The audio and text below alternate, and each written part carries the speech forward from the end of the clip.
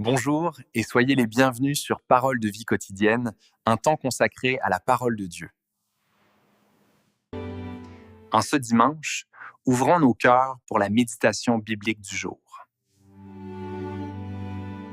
Première lecture, lecture du livre de Ben Sira le Sage. Si tu le veux, tu peux observer les commandements. Il dépend de ton choix de rester fidèle. Le Seigneur a mis devant toi l'eau et le feu. Étends la main vers ce que tu préfères. La vie et la mort sont proposées aux hommes. L'une ou l'autre leur est donnée selon leur choix. Car la sagesse du Seigneur est grande, fort est son pouvoir, et il voit tout. Ses regards sont tournés vers ceux qui le craignent. Il connaît toutes les actions des hommes. Il n'a commandé à personne d'être impie. Il n'a donné à personne la permission de pécher. Parole du Seigneur. Deuxième lecture, lecture de la première lettre de Saint Paul, apôtre aux Corinthiens.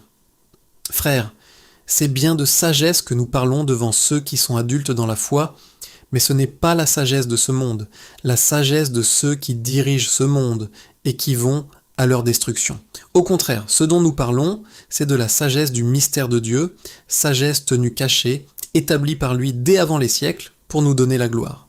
Aucun de ceux qui dirigent ce monde ne l'a connu, car s'ils l'avaient connu, ils n'auraient jamais crucifié le Seigneur de gloire.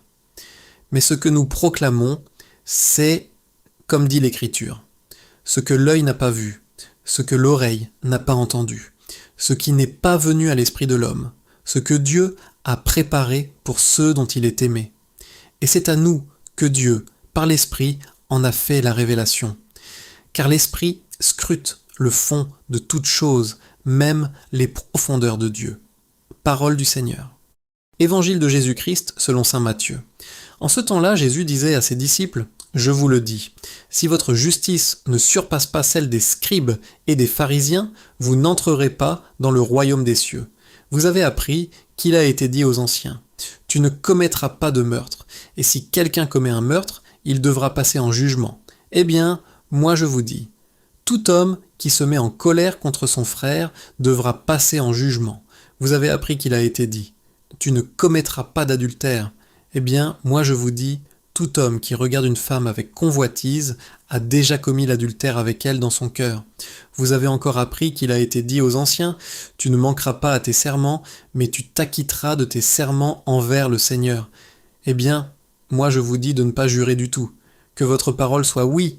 Si c'est oui, non. Si c'est non, ce qui est en plus vient du mauvais. Acclamons la parole de Dieu. Les textes de ce dimanche nous conduisent dans un itinéraire spirituel d'une grande profondeur. Ils nous parlent de liberté, de sagesse divine et d'une justice qui ne se limite pas aux apparences, mais transforme le cœur. Aujourd'hui, Dieu ne veut pas seulement que nous l'écoutions, il veut que nous choisissions. 1. Dieu nous prend au sérieux, le mystère de la liberté. Dans la première lecture tirée du livre de Ben Sira le Sage, une phrase frappe immédiatement. La vie et la mort sont proposées aux hommes. L'une ou l'autre leur est donnée selon leur choix. Cela signifie quelque chose de bouleversant. Dieu ne nous manipule pas. Il nous aime suffisamment pour nous rendre libres. Chaque jour, souvent sans nous en rendre compte, nous tendons la main vers l'eau ou vers le feu. Une parole qui relève, ou une parole qui blesse un pardon, ou une rancune entretenue la vérité, ou le compromis la fidélité, ou la facilité. Beaucoup pensent que le péché est une fatalité, mais l'Écriture est claire, il n'a commandé à personne d'être impie. Autrement dit, Dieu ne programme pas nos chutes, il nous donne toujours la grâce de choisir le bien.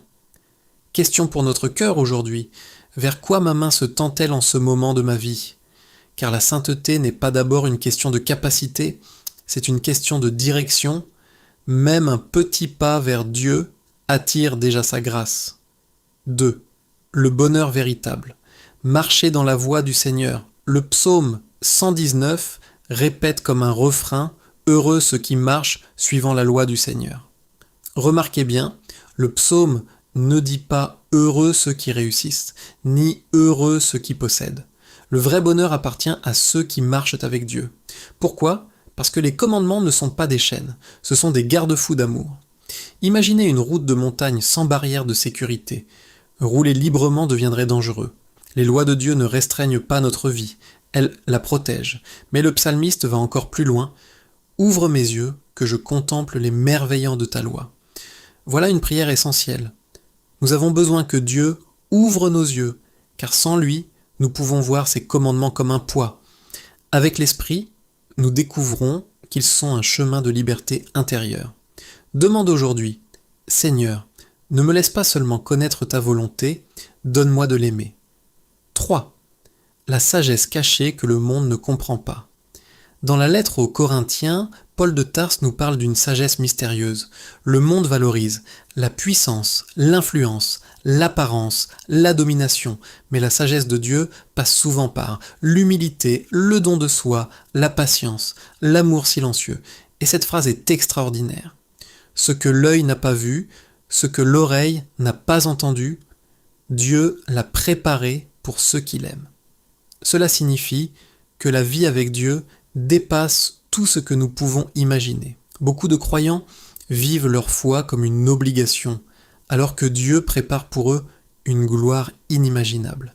Mais cette sagesse ne s'apprend pas dans les livres seulement, elle se reçoit par l'Esprit. Sans l'Esprit Saint, on peut entendre l'Évangile sans être touché, on peut prier sans rencontrer Dieu, on peut croire sans vraiment vivre. Aujourd'hui, demandons une grâce immense. Esprit de Dieu, révèle-moi ce que mes yeux naturels ne peuvent pas voir. 4. Une justice qui dépasse les apparences. Dans l'Évangile selon Matthieu, Jésus-Christ prononce une parole exigeante. Si votre justice ne surpasse pas celle des scribes et des pharisiens, vous n'entrerez pas dans le royaume. Attention, Jésus ne demande pas plus de règles, il demande plus de vérité intérieure. Les pharisiens respectaient la lettre, mais parfois leur cœur restait fermé. Jésus nous appelle à une transformation radicale. Ce n'est pas seulement le meurtre qui détruit, c'est la colère nourrie. Ce n'est pas seulement l'adultère, c'est le regard qui réduit l'autre à un objet.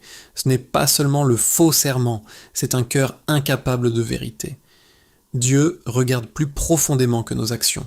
Il regarde nos intentions, car tout commence dans le cœur. 5. La réconciliation. Urgence spirituelle. Jésus donne un conseil saisissant. Va d'abord te réconcilier avec ton frère. Pas demain, pas quand tu te sentiras prêt. D'abord. Pourquoi ? Parce que le ressentiment ferme notre âme. On ne peut pas s'approcher de Dieu tout en refusant intérieurement quelqu'un. Peut-être que cette méditation est une invitation directe pour vous aujourd'hui. Y a-t-il quelqu'un à appeler, à pardonner, à comprendre ? La réconciliation libère plus celui qui pardonne que celui qui est pardonné. 6. Dieu ne veut pas seulement changer nos actes, il veut changer notre cœur. Le message central de ce dimanche est peut-être celui-ci. La vraie sainteté n'est pas extérieure, elle est intérieure. Dieu ne cherche pas des croyants parfaits en façade, il cherche des cœurs disponibles, des cœurs qui disent « Seigneur, transforme-moi de l'intérieur ». Et la bonne nouvelle est magnifique. Vous n'avez pas besoin d'être déjà fort pour commencer, il suffit de vouloir. Rappelez-vous la première lecture. Si tu le veux, tout commence là.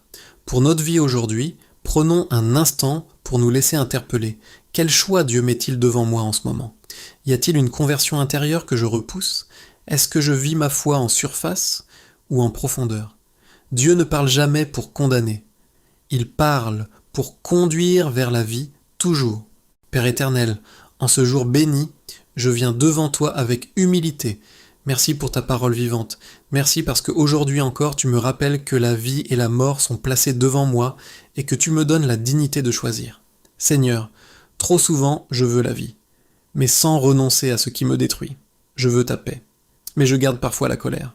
Je veux ta lumière, mais certaines zones de mon cœur restent fermées.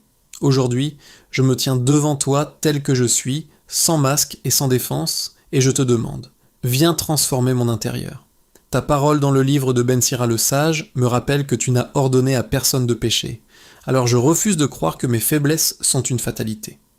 Donne-moi la force de choisir le bien, même lorsque c'est difficile, même lorsque personne ne regarde, même lorsque cela demande du courage. Seigneur, apprends-moi à marcher dans tes voies comme le chante le psaume 119. Ouvre mes yeux pour que je voie la beauté de ta loi. Change mon regard, afin que je ne considère plus tes commandements comme des limites, mais comme une protection d'amour. Que ton esprit m'enseigne une sagesse plus grande que celle du monde, cette sagesse dont parlait Paul de Tarse, celle que l'œil n'a pas vue, que l'oreille n'a pas entendue, et que tu réserves à ceux qui t'aiment. Esprit Saint, scrute les profondeurs de mon âme. Là où il y a de l'orgueil, mets l'humilité. Là où il y a de la dureté, fais couler la tendresse. Là où il y a de la peur, fais naître la confiance. Seigneur Jésus-Christ, toi qui regardes au-delà des apparences, viens purifier mon cœur. Délivre-moi des colères silencieuses, des jugements rapides, des pensées qui blessent, et de tout ce qui m'éloigne de l'amour. Donne-moi un cœur réconcilié. S'il existe dans ma vie quelqu'un que je n'ai pas pardonné, donne-moi aujourd'hui la grâce de faire le premier pas. Brise les chaînes du ressentiment, car je ne veux pas m'approcher de ton autel avec un cœur fermé. Apprends-moi à aimer en vérité, que ma foi ne soit pas seulement extérieure, mais qu'elle transforme mes pensées, mes paroles et mes actions.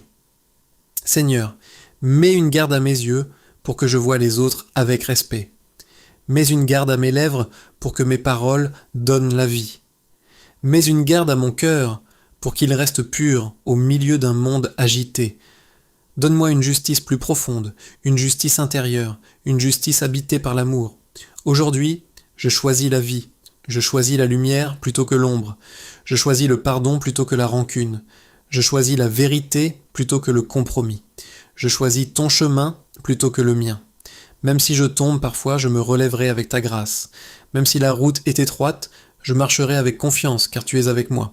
Seigneur, grave ta loi dans mon cœur, afin que je ne te suive pas par obligation, mais par amour.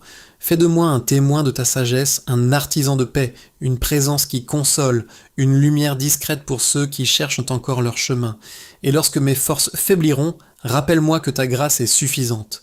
Je remets entre tes mains cette journée, mes choix, mes combats intérieurs, mes relations et tout ce que je suis.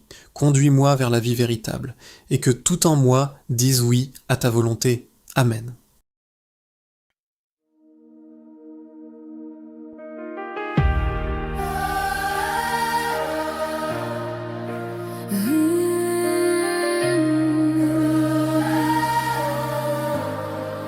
Nous élevons ton nom, Jésus roi éternel. Quand la nuit m'entoure et que j'ai peur, quand mon cœur doute et perd l'espoir, tu es la lumière sur mon chemin. Ta voix me relève chaque matin. Même dans la tempête, tu es là. Ta grâce me tient, ne faiblis pas. Nous levons nos mains vers le ciel. Jésus, tu règnes à jamais.